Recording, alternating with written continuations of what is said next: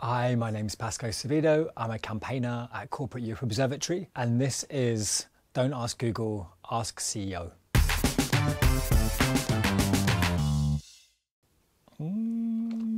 So here is a lovely envelope with questions that Google could not answer, or maybe it didn't answer very well.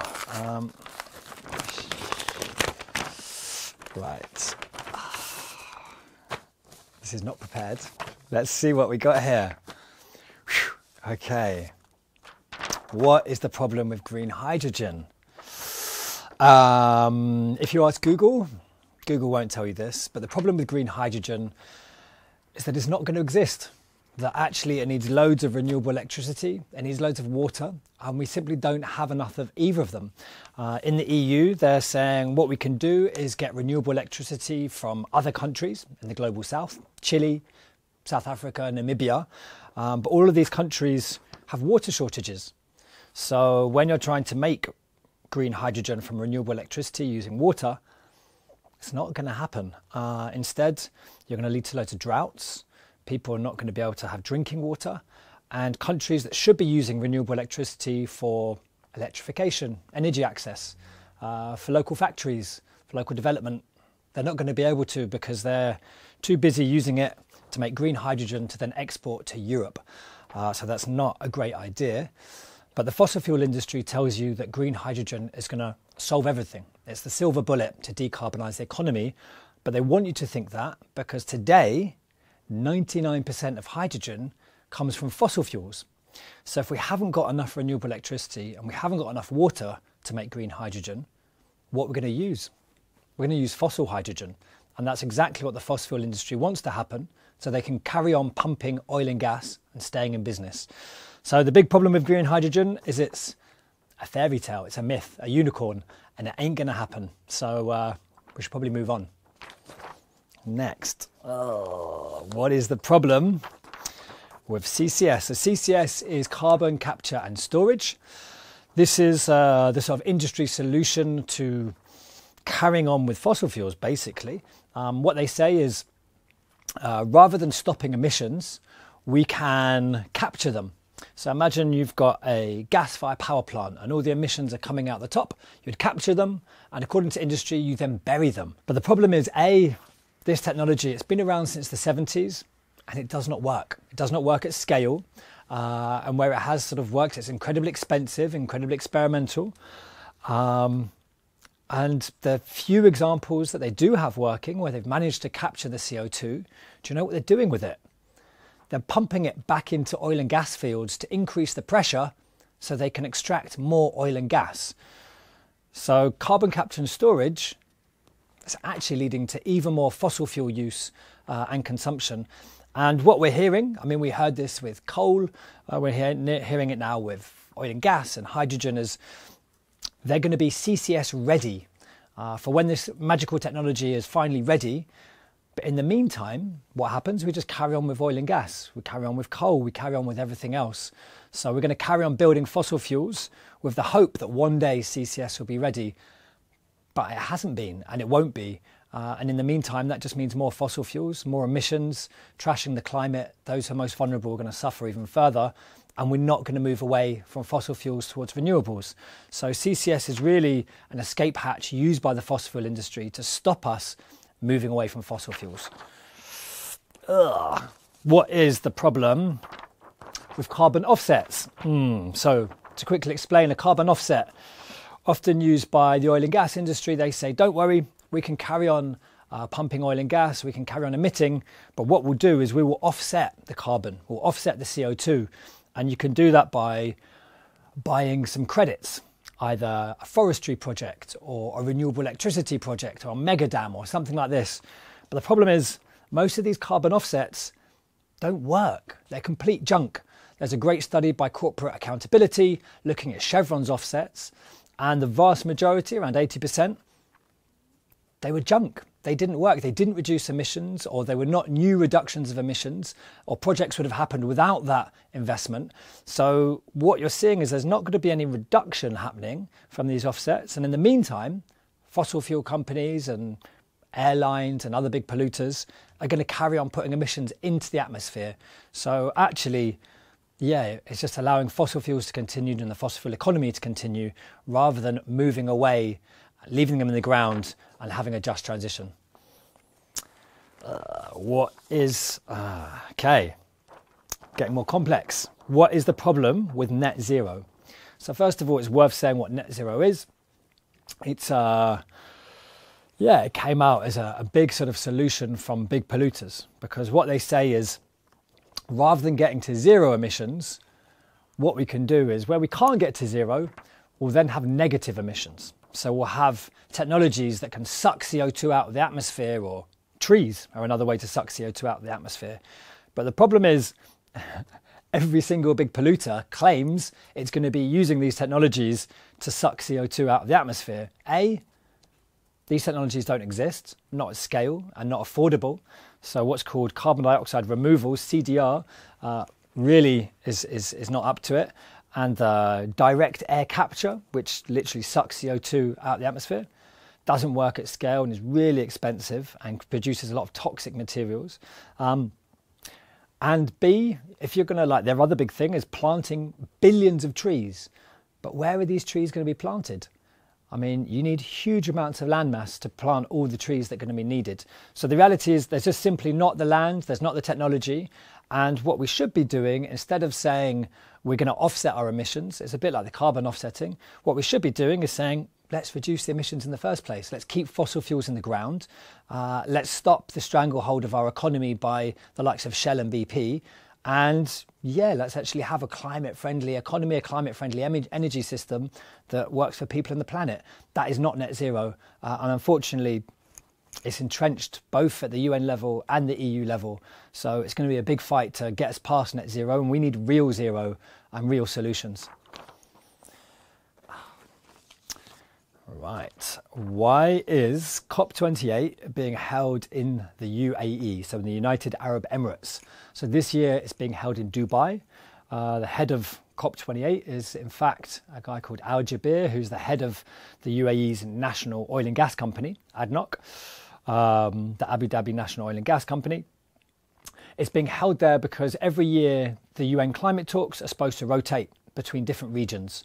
So last year it was the African COP in Egypt. The year before that, it was in Europe. It was in the UK. It's been in Latin America. So it's there because it's in the Middle East. It's in Asia, and it's there because they wanted to hold it. It's actually really expensive to hold a COP, and not many countries do it, which is why it's been twice in Poland, in the space of 5 years. It's being held there also because the UAE really want to present themselves as a climate champion and show that oil and gas is part of a climate future, which I think most of us know is complete rubbish. But unfortunately, it's not just the UAE. It's many other countries and many other companies want the UAE to be using this as a platform to promote technological solutions like carbon capture and storage, like hydrogen, direct air capture, other things that all fit under the banner of net zero. But yeah, we're expecting it's going to be grim. It's going to be flooded with fossil fuel lobbyists there trying to present themselves as part of the solution. So next year, we still don't know where it's going to be next year. It could even be back in the UAE, some people are saying. Let's see. But no matter where it is, whether it's in the UAE, whether it's in Europe, whether it's in Africa, fossil fuel lobbyists have a seat at the table, and they're going to be there presenting many of their full solutions and trying to keep making sure they can pump fossil fuels. So whether it's UAE or otherwise, expect the fossil fuel industry to be a big presence.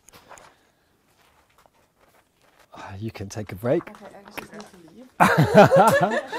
Why are fossil fuel representatives allowed to take part in the UN climate negotiations? Great question, Google. Why are they allowed? Because our governments support them being there. Because at national level, it's important to say, in London, in Washington, in Paris, in Brussels, they're already in bed with our governments. So our governments support them being there at the UN climate talks. We've spent years, it's now been almost a decade that we've been campaigning to kick them out. And actually this year, we had some real progress. For the first time, fossil fuel representatives and all representatives at the UN climate talks had to disclose who they were working for and who was funding them being there. So it's a really big first step, but it's just a first step. We need to make sure that we recognise the conflict of interest that is clearly present when a fossil fuel company, i.e. a company that earns money from producing a fuel that destroys the climate, is allowed to come into talks aimed at stopping the production and consumption of that fuel. There's a clear conflict of interest and it needs to be recognised, so we need a conflict of interest policy at the UN climate talks. And it wouldn't be the first time. At the UN tobacco talks, they realised that there was a huge conflict between the interests of the tobacco lobby on the one hand and public health officials on the other hand. And that irreconcilable and fundamental conflict of interest was acted upon, and now there's a firewall protecting public health policymakers from the tobacco lobby. So we need a similar firewall to protect policymaking from the fossil fuel lobby. But again, the reason they're there is the same reason we don't have that policy. The likes of the US and the EU and other historic polluters are stopping us moving forward with this. But we need to be building that pressure both in the streets as well as in the halls of negotiations themselves to make sure we can make this happen. Because otherwise we're never going to have the ambition needed to really tackle this problem. Right. Why are fossil fuel representatives part of expert groups advising the EU on energy policies? I can read backwards. Why are fossil fuel representatives of expert groups advising the EU on energy policies? The reason fossil fuel representatives are advising the EU on energy policies is because they're seen as trusted partners, that they know what they're talking about and that they have the same interests as us, the public, you know? That's what really the EU should be doing. It should be representing the public interest. But unfortunately, it's conflated that public interest with the private interest. The private interest of these companies whose main motivation and legal obligation, let's not forget, is to maximise shareholder profits. And that shareholder profit comes from digging up and burning fossil fuels. So there's a huge conflict between the public interest and the private interest. But unfortunately, they've got a long-standing relationship being very close to our decision makers, which means they're inside these groups. One big reason is the EU itself has very little internal expertise. Is the fossil fuel industry an expert?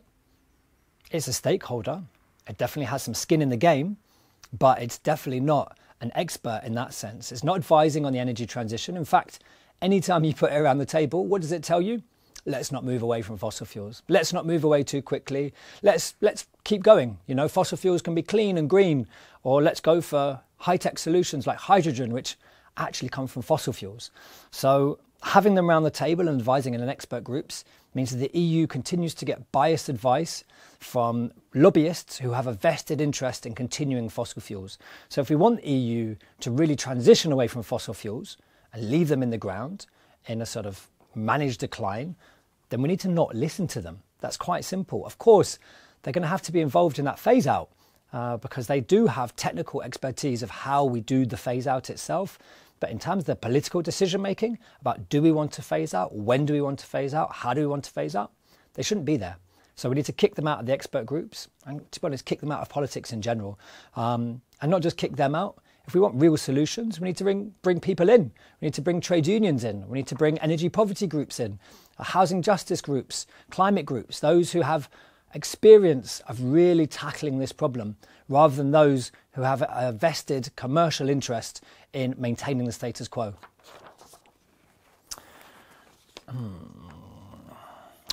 Okay.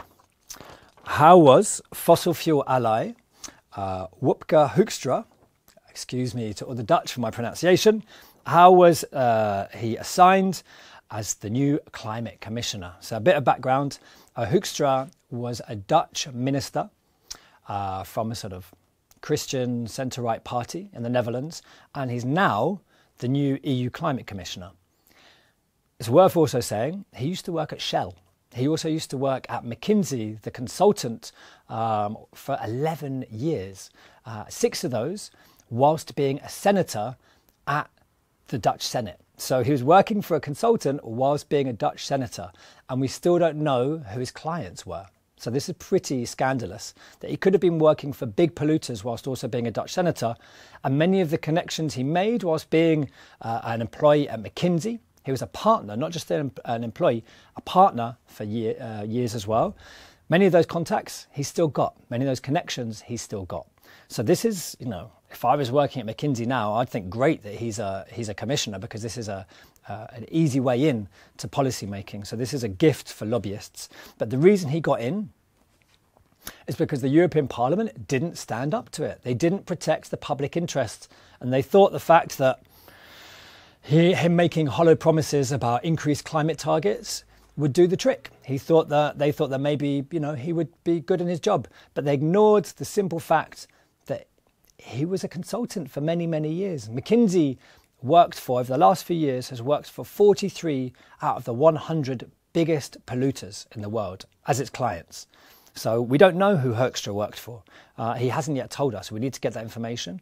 But McKinsey itself has worked for many big polluters. So it's incredibly worrying that the European Parliament put their own political agendas before the interests of the public. Yet again, we shouldn't have someone with such potential conflicts of interest working as our climate commissioner. He's going to be going to the EU climate negotiations, heading the EU team even. And can we trust him? Can we trust him? His entire modus operandi is pro-business. Whilst he was in the Dutch Senate and whilst he was a minister, he was a finance minister, economics minister, as well as a foreign minister, he oversaw huge handouts to Dutch KLM airline. He saw a push for more gas extraction in the north of the Netherlands. He saw an overturning or a weakening of nitrogen rules in the Netherlands, which is a huge agricultural greenhouse gas.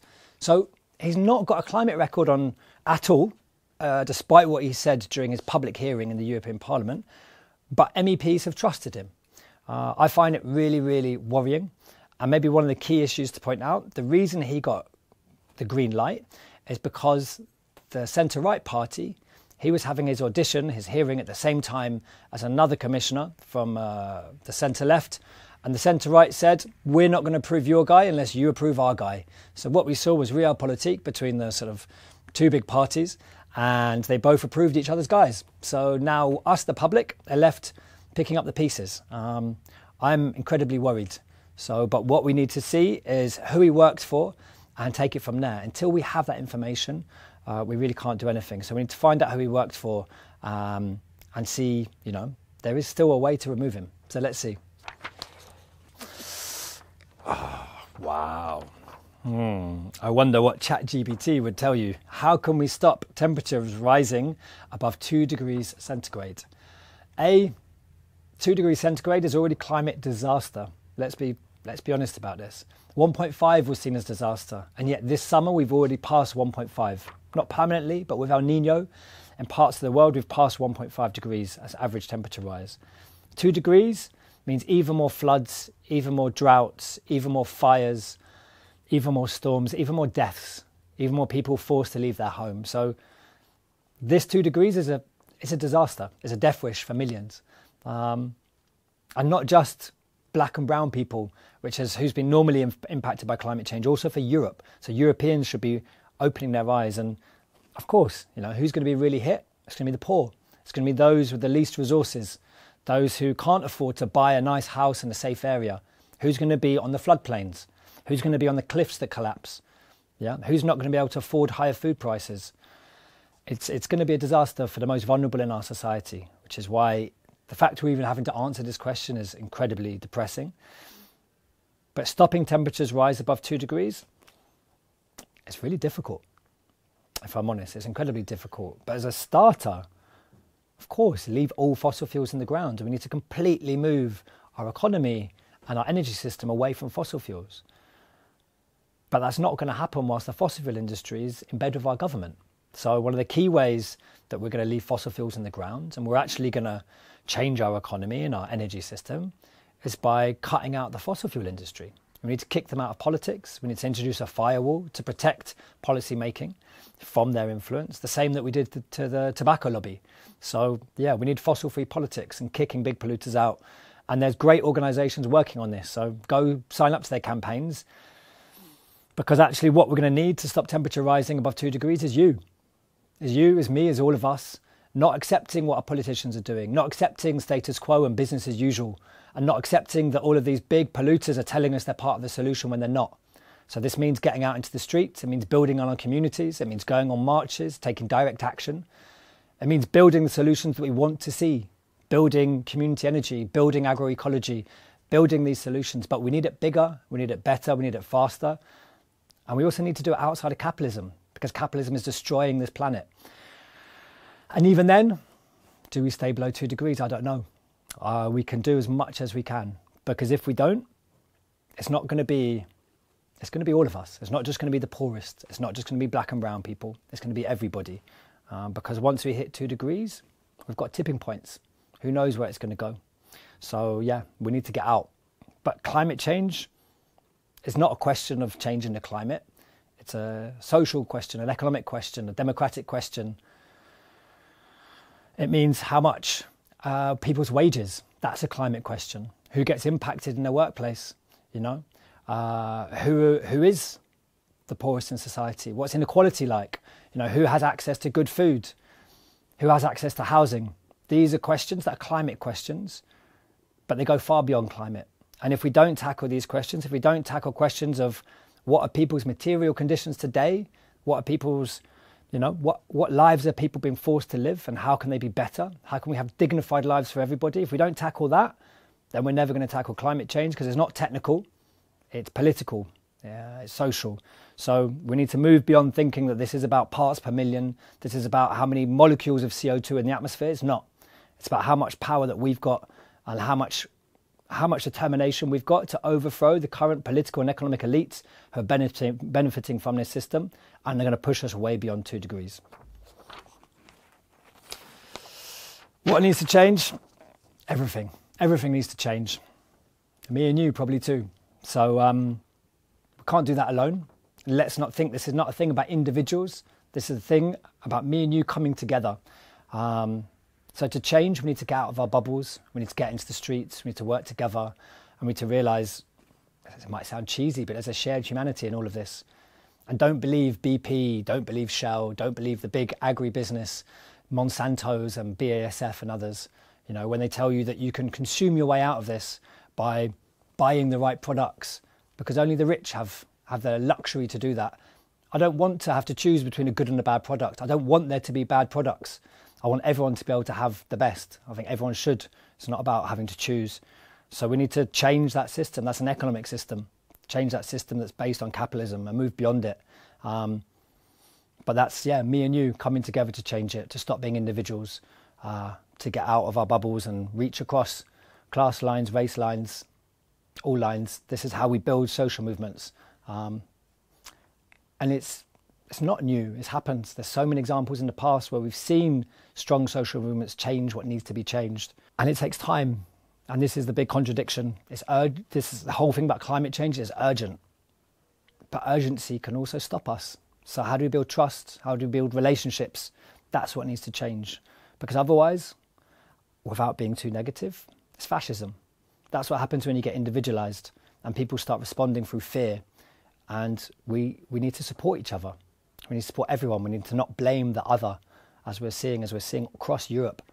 So we need to stand together and change things together. And what can we do? Donate to CEO. There you go.